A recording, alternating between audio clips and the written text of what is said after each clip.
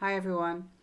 In this video, I'd like to talk about behavioural conditioning. So you've heard of Pavlov's dogs and all this kind of thing. Let's have a look a little bit more in depth at how behavioural conditioning works, because it's interesting to know and it can help us to understand ourselves. So let's have a look at an article on my website. My website is called childrenofnarcissists.org.uk. And the article is called Behavioural Conditioning in a Narcissistic Family. So let's have a look.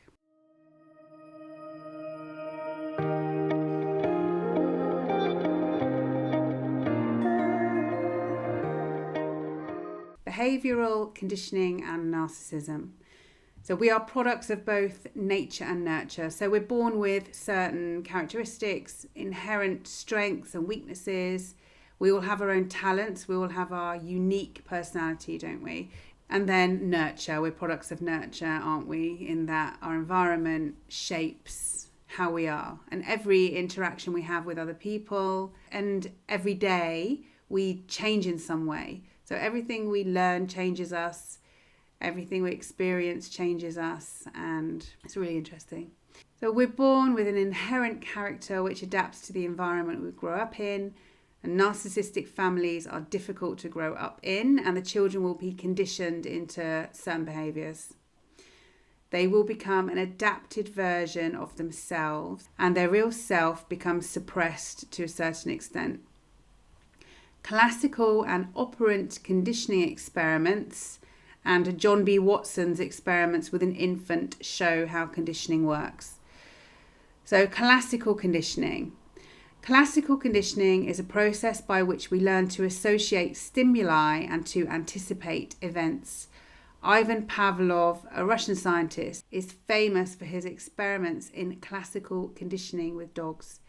Through his experiments, Pavlov realized that a being has two types of responses to its environment: unlearned responses or reflexes, so these are our innate behaviors that we're born with, and learned responses. Operant conditioning. Operant conditioning states that the consequences of a response determine the probability of it being repeated. Through operant conditioning, behaviour which is rewarded is likely to be repeated, and behaviour which is punished will occur less frequently. Positive reinforcement is a reward, and negative reinforcement is a punishment.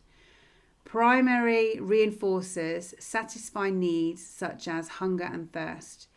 Secondary reinforcers are means to fulfill needs such as money. Experiments were done with rats pushing a lever to get food. They were given food either regularly or irregularly, and it was found that the rats who were in an unpredictable situation maintained their behavioural conditioning the longest. So that's really interesting, isn't it? So if we look at that in terms of a narcissistic family, there is really unpredictable, unstable. The rules are changing all the time. So then the children are going to have really strong behavioural conditioning that gets maintained for a longer time than an average conditioned behaviour. Conditioning through fear. John B. Watson's experiments on a child called Albert demonstrated that any object can be associated with and cause a fear response. Albert was a baby who was conditioned into fear through loud sounds that were played when Albert was presented with a white rat, which he had previously played with. So he liked this rat, he didn't have any issues with it, and then they started to give him the rat. They'd make a scary sound, so then the child would associate that sound with the rat. The outcome of the experiment was stimulus generalization. So this meant that Albert had developed an automatic fear response to the sight of anything furry, such as a coat, a rabbit, and a Santa Claus mask. So I'll put a link at the end of this video to the YouTube video where you can see a short film which talks about the experiment done on Albert. So stimulus generalization. So that meant he wasn't just scared of white rats anymore. He was scared of anything white and furry. And this is how triggered responses work when we've had trauma as children, and it's traumatic to grow up in a narcissistic household. So then that means that, for example, if you have a narcissistic mother with piercing blue eyes, for example, so whenever you see a female with piercing blue eyes, there might be a fear response, a physical response to that, an awareness of that person, because you have a generalized fear of that stimulus. So you have a generalized fear of women with blue eyes, piercing blue eyes. You have generalized fear of anyone with narcissistic qualities, arrogant people, domineering people, people who praise themselves a lot, people who are egotistical.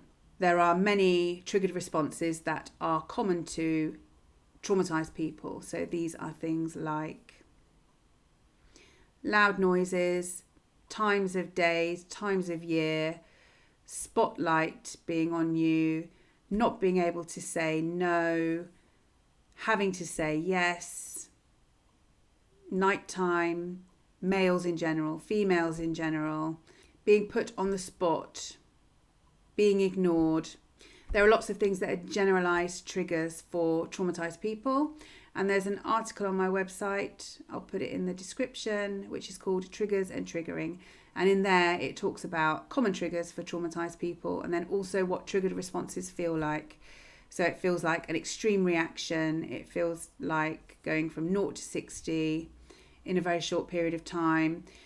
Our trauma response, our triggered response can be really overwhelming. So it takes over, it's consuming, and we can't shift it. So even logically, we can think, oh, I don't need to be scared now, or we don't understand what's happening subconsciously, and we're thinking, oh, I wonder what's going on now for me. But we can't talk ourselves down.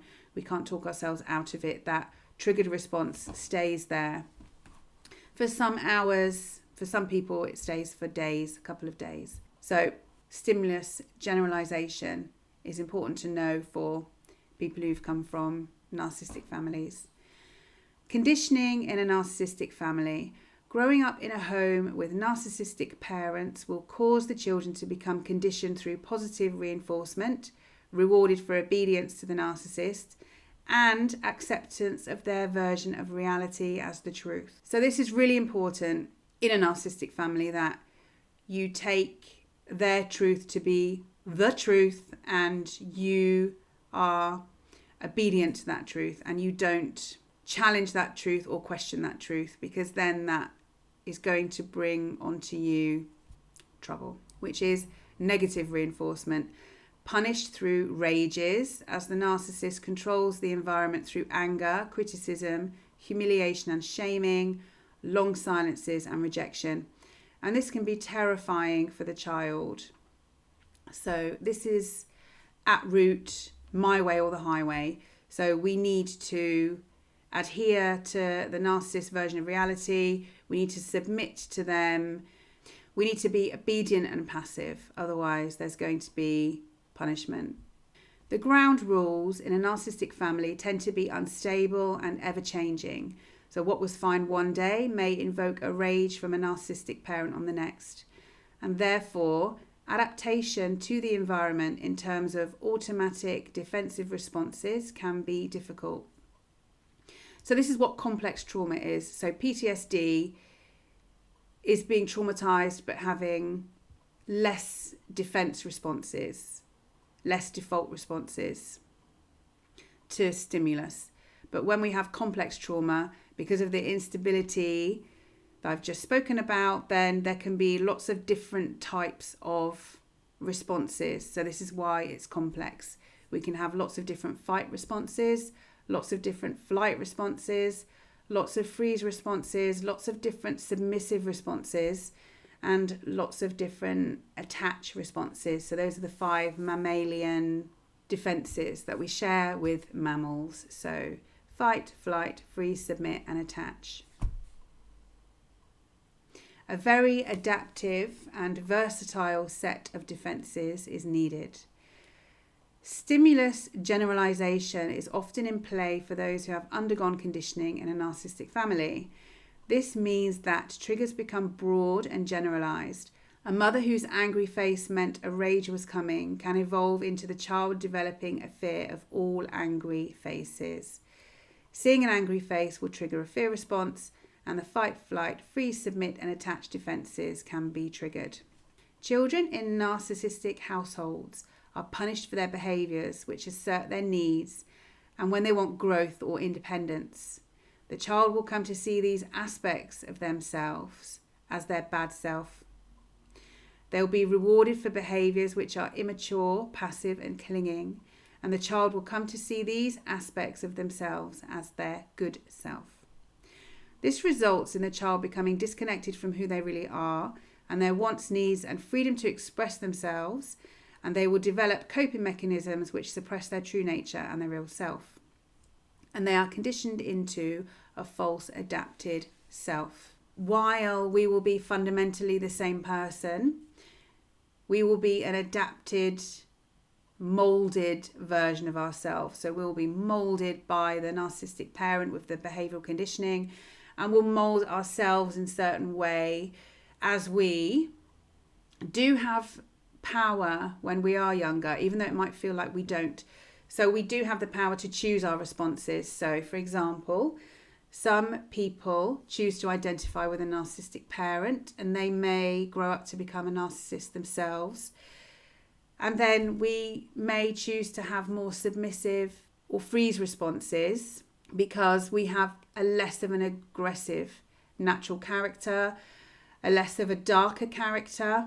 Lots of different things at play here as to how we come out of a narcissistic family, the way we come out of it. And the ways that we come out of it are our preferred coping mechanisms, our preferred behaviours, preferred responses. We did have the power when we were younger to make certain choices of how we were going to be, even though when we look back, we didn't have that much power or that much choice of what we were going to do, but we did have some choices actually. And this is why we can come out of narcissistic families in such different ways. We can come out as a narcissist, we can come out as a borderline, we can come out as schizoid. Those are 3 common personality disorders or adaptations that people come out of narcissistic families with, or we come out with addictions, panic disorders, and complex PTSD. Therapy and self-development are often needed to interrupt the patterns of thinking. So these are our defences. Our defences are patterns of thinking that we get stuck in. They're our coping mechanisms, so they've helped us for years. That's why they're there. They're there for a reason. But when we are older, then we can interrupt those thought patterns so that we can come out of being in those trauma responses when it's safer to do so because we're older. The conditioned fear response can be calmed and healed.